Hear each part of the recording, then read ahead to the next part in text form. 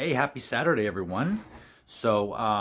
Yesterday on Facebook, on our Facebook group, and on Instagram, I put out a request that any of you who have seed starting questions, please ask. And I got a great response from you guys. If you're on Facebook, and not a part of our Facebook group, Next Level Gardeners, I just want to encourage you to go over there and check it out because there's a wealth of knowledge there from experienced gardeners, new gardeners sharing their experiences, and it's just a really great community. So if you're on Facebook, head over there. Instagram, I took questions from as well, so I've got them here on my phone. I've got my cup of coffee, and we're just going to get into this, and I'm going to go through as many seed starting questions as I can before I'm thinking you're getting bored. So in a lot of my videos, when it comes to seed starting indoors, I suggest a heat mat. And so I have a question. Does a heat mat for peppers really help, or can I get by without it? It's my first year starting peppers. For peppers, a heat mat indoors starting early is pretty important. I mean, unless you keep your house really, really warm, the bottom heat that a heat mat gives off is really going to jumpstart your peppers. Now, it's not quite as important for like bell peppers, but a lot of the hotter peppers, it's almost a necessity. If you don't have a heat mat, though, you can use like the top of your fridge, top of like a windowsill over a radiator, any place that's not too dangerous, that's going to get wet. If it gets wet, you don't want to get shocked or anything, but it is important. Bottom heat is important, especially for peppers. Do you pre-soak hard-shelled seeds like beans before planting? There's not a lot of vegetable seeds that need to be pre-soaked. Beans, I know that's kind of one people think about because it does have such a hard shell. In my experience and from research that I've done, pre-soaking beans isn't necessary as long as when you plant them, you water them and keep them moist. A lot of times if you pre-soak beans or any type of seed, even those that need it, for too long, it degrades the seed and the seed can actually start to disintegrate. Beans, I think it's like 8 hours would be too long. So I've never found it to be necessary. And I get really good germination with beans without soaking. What temperature does it need to be to start seeds in a greenhouse? I'm in East Tennessee for reference. It depends on what time of year. I'm assuming you're not talking about cool season. I mean, maybe you are. For cool seasons, like, the brassicas and things like that, it can be, as long as it's above freezing, they'll still do pretty well. Germination in the 40s might be good. With warm season crops, again, there's a little bit of a variation. The heat lovers like peppers, eggplant, tomato, you really want to keep it. The soil temperature would be great if it could be around 70, 75 degrees. You don't want the temperature at night dropping into the low 50s even, especially with peppers. That's going to stunt their growth and they may never recover. So I would say, if you can keep it above 55, 60 in that greenhouse, then you should be fine. I bought lights for seed starting that are more geared for hydroponics. Is this a problem? It shouldn't be. I don't know what would make a light different for hydroponics than anything else. Really, you just want to go back to the lumens and Kelvin, which we talked about the last video on seed starting. But if it's got those two requirements, it doesn't matter what kind of light it is, whether it's a shop light in a garage, a professional grow light, like my Viparspectra lights, or, just a little bulb that happens to have those same lumens and Kelvin. That's really all that's necessary to grow seed. Can I take sprouted seedlings off grow lights and keep in a grow room until it's warm outside? I'm not exactly sure what you're asking. They still need light. The light source is not the heat source. A lot of lights like the Viparspectra, they don't produce much heat at all. So they're really not there for heat. They're there for sunlight to help the plant photosynthesize. So once they're sprouted, they still need that light. In fact, they don't need the light at all usually before they sprout. Once they sprout, that's when the light needs to come on. So as long as the grow room gets 6 hours of direct sunlight, that would be fine. If not, you're still going to need to keep the lights on them until they're ready to go out in the sunlight.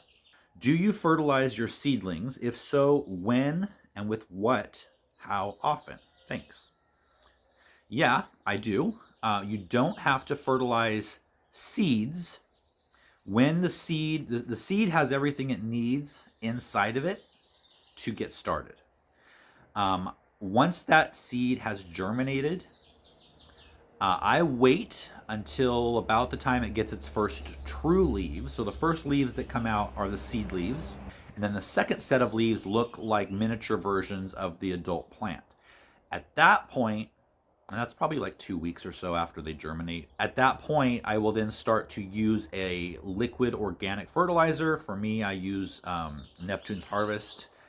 Honestly, any of their liquid products, tomato and veg, the liquid seaweed, those would be really great, diluted half strength, and then you can fertilize your seedlings with that probably every 2 weeks until they're ready to go outside. So probably just 1 to 2 feedings.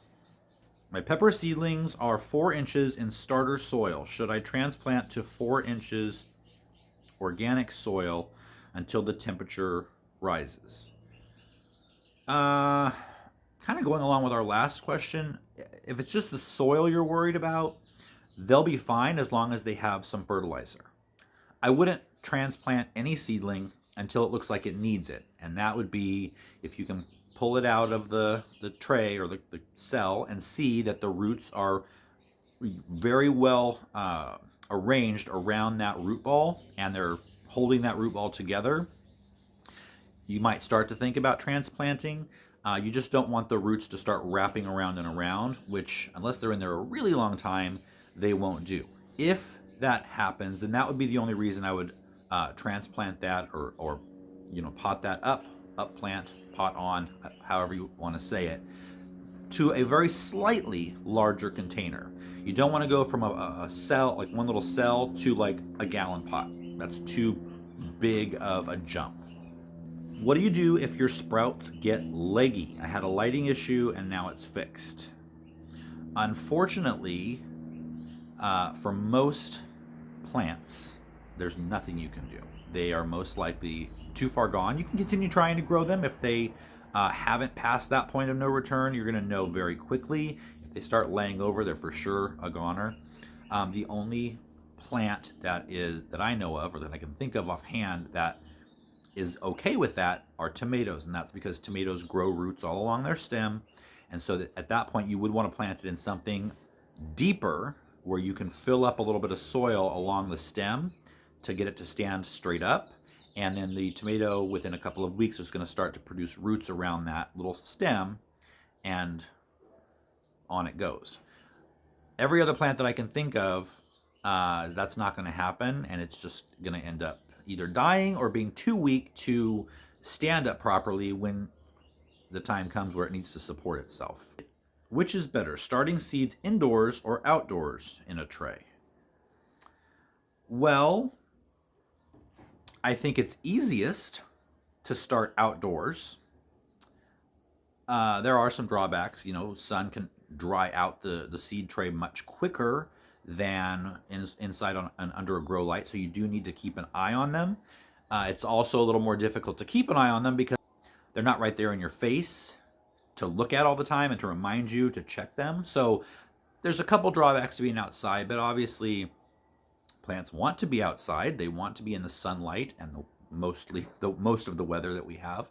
So if you can start them outside without really eating into your length of season, I think that's always best. If you have a shorter growing season or just want to maximize every last day of the year that you can grow, that's why we start them indoors. But in terms of the plant's health, direct sowing in the ground is usually best because that's how it works in nature. But if you can't do that, probably come back to tomorrow's video because that's kind of the happy medium. We're going to be starting seeds in our cold frame which is kind of an indoor-outdoor space. So maybe that might help answer that question a little bit more. When do you take pepper seedlings off of a heat mat? Typically for most plants, I'll take them off of the heat mat, especially if they're indoors, like, and the ambient growing temperature is what we're comfortable with, which is usually in the upper 60s. I'll take them off after they've germinated. If they're growing outside, like in the cold frame, that extra heat is going to be beneficial not only to the bottom, but if it's kind of a closed-in space, it's going to heat the air temperature as well. I got a lot of questions on organic, natural ways to prevent and treat fungus gnats. So rather than going into all those, I gave a whole bunch of ideas on how to do that last spring in a video. And so I'm going to link that video down below because that would take up most of this video time. How long do you give seeds to germinate before throwing them out and starting over? I mean, really, however long it says on the package. So if it says 7 to 14 days, for sure give it the 14 days. But once you go much beyond that, like a week beyond that, and there's nothing happening, not any germination, most likely what happened is at some point during that first 2 weeks, they dried out at probably the most inopportune time. As soon as that first little root breaks through that seed coating and goes into the soil, if it is allowed to dry out at that time, that's it. That stops the seed growth in its tracks and kills it. And it's not going to come back. So that's most likely what happens. If you've got 40% germination, it doesn't mean that those ones that sprouted are not going to work. They will. You just had poor germination. So just continue to grow those like you would, but don't expect after 2 or 3 weeks that some more are going to come up.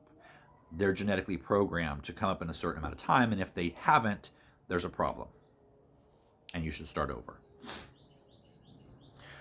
Do you start anything indoors that most people direct sow, and if so, why? For me, it's probably quite the opposite. Because we live in a mild winter climate, I start a lot of things direct sow that probably most people don't. They start indoors. So I don't think I would ever choose to start something indoors that could be started outdoors directly.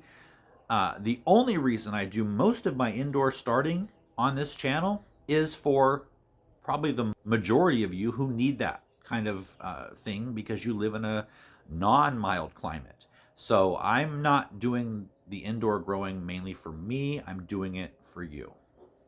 I'm just that kind of person. Okay, any tips for starting seeds in a cold frame? Tomorrow's video. What seeds need light and or heat to germinate? Sometimes I think I keep some warm, but they may not need it, or lights that may not be needed. Thank you so much. I don't know of any vegetable seeds that actually need light. There are some that need to be closer to the surface. A lot of times when a seed says it needs to be close to the surface is because there's enough energy in that seed to make that travel distance between wherever it's supposed to be buried and to the sunlight. I don't really even put on my grow lights until I have germination. It's just a waste of electricity. So as long as your seeds are in a warm, moist environment, they're typically going to sprout without sunlight. Now there are the exception to the rule, and it will generally say that on the package. I see some bigger seeds with instructions to break the seed covering to make germination quicker. Does it matter how it's done? Yesterday I snipped the edge of a loofah seed with scissors. Are there any plant parts in that seed or just nutrients? Can my scissors have messed up something vital? Possibly. Anytime it says that you need to do something to the seed, scarify it or something, you want to use a minimally invasive procedure. Scissors probably aren't the best because you could be cutting part of the seed that is needed, right? So what I would do is use a little nail file to just kind of rough up the outside of the seed. don't actually go all the way through the seed coating. It just produces a thinner area, and that's where the plant will break out potentially. I live in zone 9B with a very mild winter. Do I really need to start seeds indoors? Okay, well, like I said, I'm in 9B or 10A. The jury is still out on that. So no, you don't. Unless you really want to get a long season, which can be exceptionally long, you don't need to. Just wait until all danger of frost is past, and you could even just plant them directly in the garden. My grandparents never grew anything indoors. They always planted outdoors. Now, they live 5 minutes from the beach, so that helped. But if you have a long season, there really is no reason. I've seen people use perlite to cover their seeds with instead of more seed starter mix. Does it work? I bought some to try, but it's not here yet. Yeah, I did that on the last video with vermiculite. You can put that on top instead of soil, and it does work, and it actually helps keep down damping off and fungus gnats. What are the downsides of letting the humidity dome stay on for too long? Fungus disease. It's a moist, warm environment on the top of the soil. It's going to invite disease very quickly. So as soon as they're germinated, or you have 50% germination even, remove that humidity dome. Hi, Brian. A couple of questions. Sometimes you mention days to maturity. Does this mean when the plant is ready to produce or should be producing? And then how do I know when the plant is done producing? Mine usually go because of bugs and disease. Days to maturity, or a lot of times it might say days to harvest. That is the time. I've heard a couple different ways, either from seed to harvest or from putting out a transplant to harvest. But it does mean to harvest. So when you're going to be taking that first fruit or vegetable off of that plant. How do you know when it's done? It depends on your climate. I mean, if you live in a long climate like I do, it's typically done, like you said, because of bugs and disease.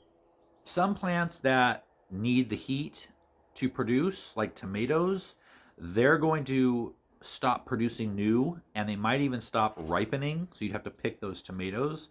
But yeah, typically you're either going to see that it just peters out and there's no more fruit, or most likely it's just going to be taken out by bugs or disease, because the plants get weaker as the season progresses, and that's just the natural life cycle of the plant.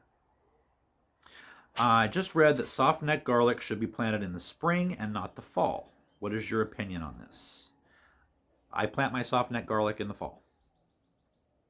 I live in a cold climate. Can I use warming mats together with grow lights for the baby seedlings until the second leaves appearance? Or will that hurt the roots? Yeah, no, it won't hurt the roots. I would probably do a couple things. I would probably, if you have a thermostat, I would probably turn it down just a little bit more, maybe down to like 65. Or put that heat mat on a timer with the light, so it's not on all the time, and it gives a bit of warm, cool cycle. You know, outdoors, the seed's roots only go down that much at first. And outdoors, when they're growing, they're going to have that cycle during the 24-hour period. The soil's not going to always stay at an even warm temperature. At night, it's going to get cooler. So you can mimic that by putting the heat mat on the same time that you have your light. And at least they're going to get a little bit of exercise in the heat and cold experience.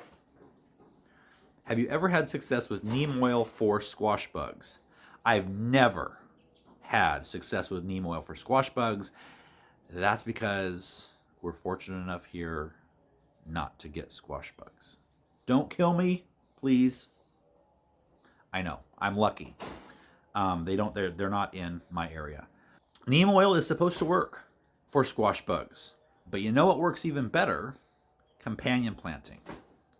And I have a section in my book for squash bugs.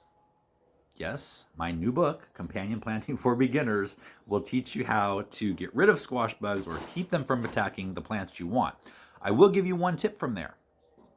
If you also plant blue Hubbard squash, that is a variety of squash that squash bugs love more than any other variety. This is scientific. This is not just, something I heard from my grandmother. This is scientific.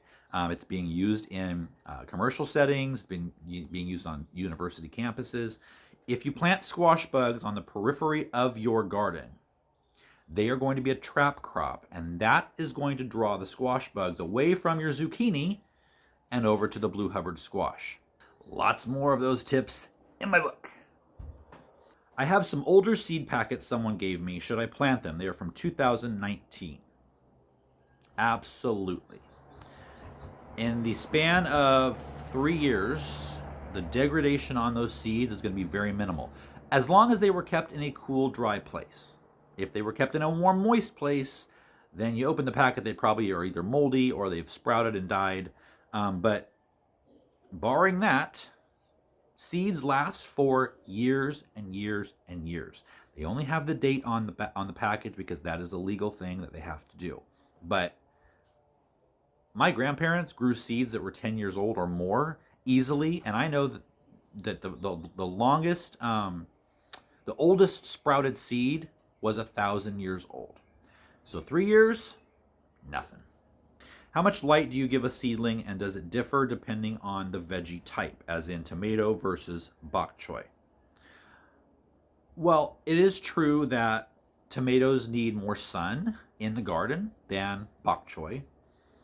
However, when they're germinating, that would be a lot of trouble to try to, change the lighting requirements for every seed. So I leave my lights on 16 hours and off for 8 hours. Leave them on during the night because if it's like in my location, electricity is cheaper in the middle of the night than it is during the day. While we're talking about grow lights, a lot of people had a question about the Viparspectra lights and the distance that the plants should be from the light. It is a strong light, and the great thing about Viparspectra is they have that knob where you can adjust the intensity of the light. I did see some people who said they had theirs fairly close to the light and it was working well, and some people who had it too far away and they were still getting leggy. And I really believe that that's got to be the intensity you have on that dial.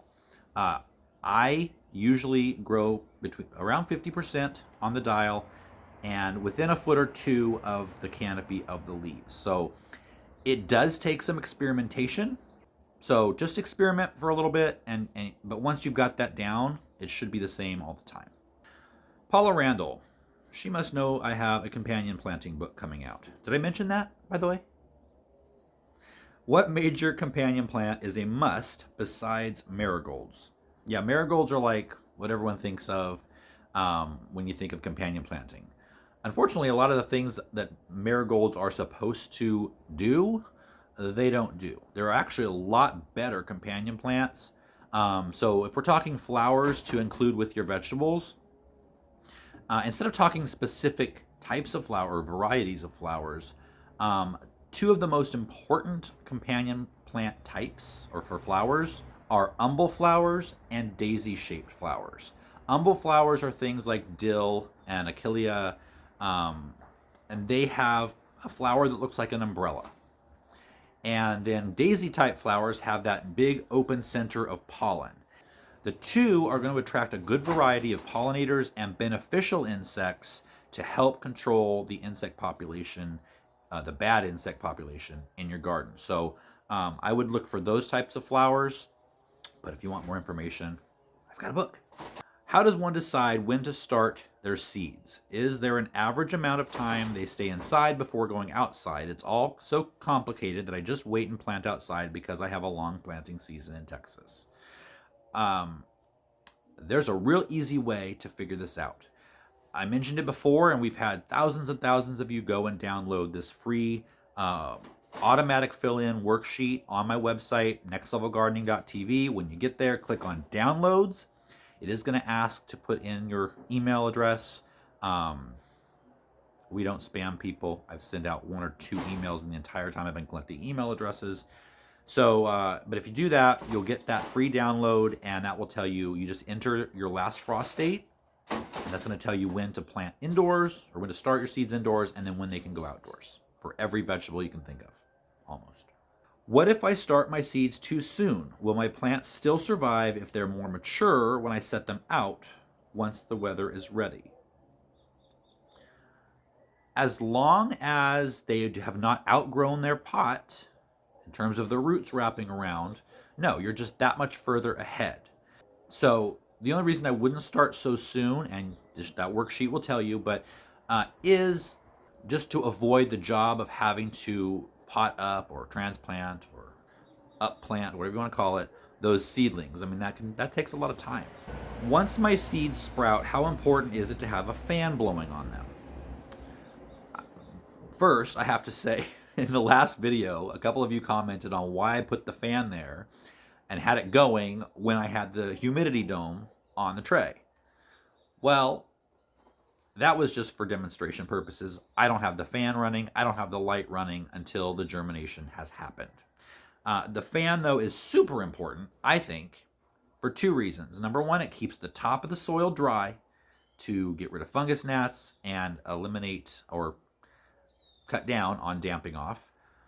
And it also exercises the seedlings. As they sway in the breeze, they're exercising that stem. Just like when we go to the gym, we're exercising. It just makes them stronger and more robust for when you put them outside. It's going to get them off to a better start. You're creating weather in your house. It's not a super sterile, still environment, and then they go outside and they're like, whoa, what just happened? How frequently do you water? As often as needed. With seeds, if you put the humidity dome on, you don't have to water it usually at all until they germinate. It should keep the moisture in there. Once they're up, then you want to let the top of the soil dry out, just that very top. You can usually tell by the heaviness of the tray if they need water, or the soil in the tray, peat or whatever you're using, is going to start pulling away from the sides as it dries out. Don't quite let it get to that point, but you'll see it start to happen. Just keep them moist. Keep them moist. Never water from a spray bottle. Never, ever water from a spray bottle for seeds. It keeps the moisture on the top and not on in the soil where you actually want it. Should I rely on the Weather Channel's prediction of no more freezing temperatures this spring in Zone 8B? No. No. We were supposed to be past our last frost date here January 20 something. Well, for the last 3 nights we've had frost. So that is why it's called average last frost date. And no, the Weather Channel doesn't know. It could give you an idea of when to start looking, but there are surprise frosts. I know a lot of you have told me hard frosts in times where you never had a frost before, or thought it was too late for that, and it wasn't. So if you plant out, always make sure to watch the weather, and if there's a frost that's going to come out of the blue, cover them up with fleece, with floating row covers, and that'll protect them through that, hopefully, one-time freak event. Is it necessary to sterilize old seed starting trays before use? And if so, how? Yeah. I didn't used to do it, and I wondered why I had problems. And when I found out about this and started doing it, it did seem like the diseases happen less often. And it's really easy to do. Just get something that's large enough to fit your trays in, and fill it with 10 parts water, 1 part bleach. Let them soak for 15 minutes, set them out in the sun, and you're good to go. Do all plants need the same amount of time to harden off before planting outdoors? Hardening off is the process of taking the seeds from inside in this cushy environment and getting them used to the outside world. Mainly sunlight, because even the strongest, most intense grow light is nothing compared to the actual sun. And the leaves need to develop layers of sunscreen, basically, to protect themselves from the sun. And so the way to do that, and I did a whole video on hardening off, I think if I remember I'll link it below, but there's 2 ways to do it. Number one, for day one, you take your seeds out and put them in the shade for a couple of hours, bring them in. The next day, in the shade for 3 or 4 hours, bring them in, move them the next day into a little more sun for just a little bit less time. And gradually, over about a week, you're getting them used to longer and longer days in the sun. That can be difficult if you have a job where you can't do that all the time, all day, and watch your seeds and bring them in and out. If that's the case, you want to look at your forecast and find 3 days consecutively that it's going to be overcast. And that you can put them right out in open air in 3 overcast days all day long. And by the end of those 3 days, they will be acclimated and ready for whatever the sun throws at them. Do I have to harden off seedlings that have been growing in my window? Will they not be used to the sun already? Depends where that window is. If you're getting, I don't know any windows that get 12 hours of sunlight, but if they get a full day's worth of sunlight, then no. If they are getting sun for 6 hours, direct sun, and it's not from a grow light, then the amount of time that you can take to harden them off would be a lot less. Start them in just a couple more hours of sun than they're already getting, and then gradually increase that over 3 or 4 days. Okay, so that's it. Tomorrow's video, we will be starting seeds in our new cold frame. I know a lot of you have been looking forward to that, so stay tuned for that one. I hope this answered questions. If it still leaves you with questions, please comment down below and I'll try to get back to you on them. See you tomorrow.